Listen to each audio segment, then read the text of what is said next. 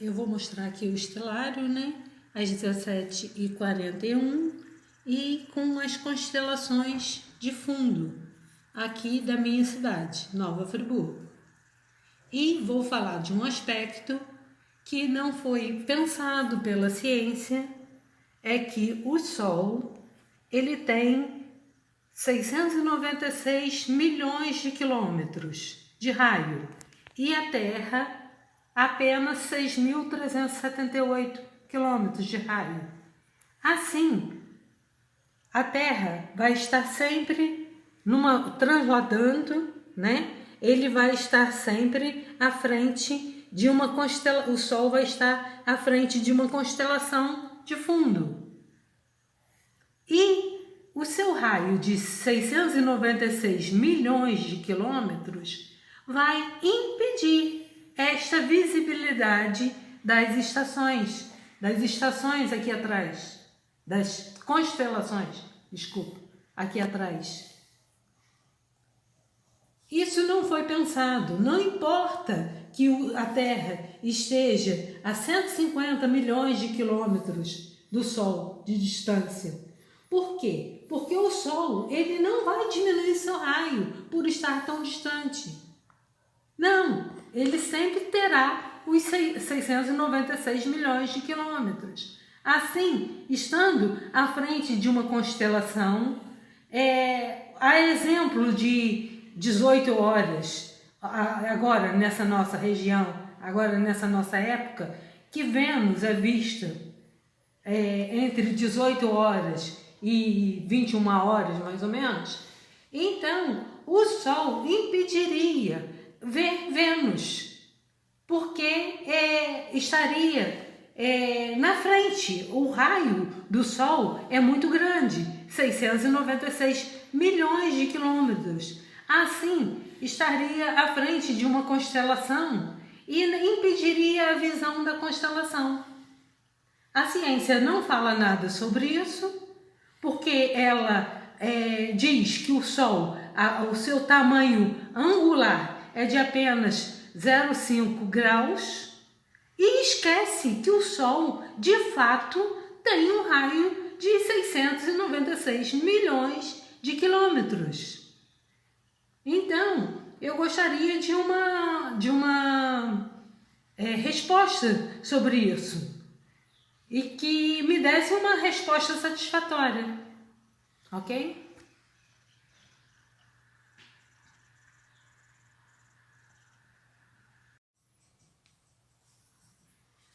O Sol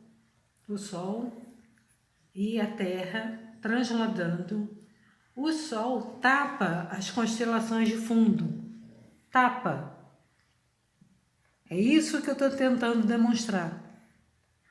E o Sol, ele passa por todas as constelações durante o ano. Tipo, em dezembro ele vai estar à frente da constelação de Sagitário. Em janeiro, a constelação de Aquário. E assim sucessivamente durante o ano todo. É o Sol que vai passar à frente de cada constelação durante o ano. Lembrando também que nós vemos um avião aqui na Terra, pousado, né, no chão. Ele tem, vamos dar um exemplo, de 100 metros de comprimento. E, no entanto, ele voando, ele fica a uns 1 centímetro a 2 centímetros, sendo visto lá no céu. Assim também acontece com o Sol. Ele, pelo fato da perspectiva, ele diminui de tamanho, o seu tamanho angular. Lembrando que um Sol de 696 milhões de quilômetros, ele teria que ter de fato esse tamanho. E ele teria que tapar essas constelações de fundo. Teria que tapar, não importando a distância que ele está, porque de fato ele tem 696 milhões de quilômetros. Ele não encolhe por estar distante. Ele mantém seu tamanho. Assim, o modelo está errado e estou apresentando mais um motivo, dentre tantos outros que eu já demonstrei. E fiquem aí os comentários, podem comentar. Agora eu vou falar de um outro aspecto. Eu falei da massa do Sol, né? Do tamanho do Sol. E eu vou falar agora do aspecto luminoso, da ofuscação que o Sol faz. Aqui tá um farol de carro, né?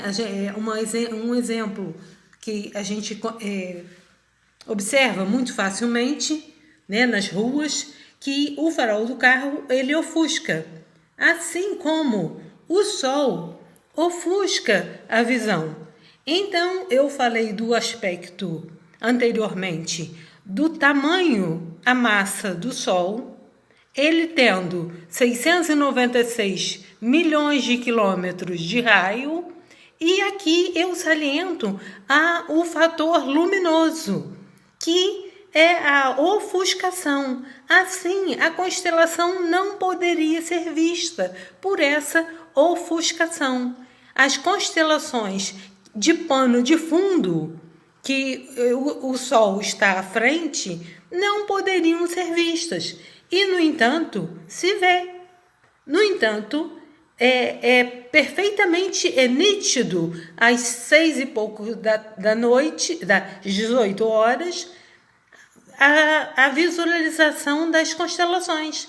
Então, o modelo está errado, porque não poderia acontecer isso. O Sol se pondo, ele faria uma ofuscação tão grande que não poderíamos ver essas constelações de fundo. Entende? Então, eu já venho falando ponto a ponto sobre vários aspectos que o modelo atual está errado. Esse é mais um ponto. Eu vou fazer um vídeo falando sobre todos eles junto, entendeu? E para eu fechar o raciocínio ir apontando vários enumerando esses pontos. Então, é mais um acréscimo, né, que eu faço ao que eu já tinha feito antes. E, por favor, comentem.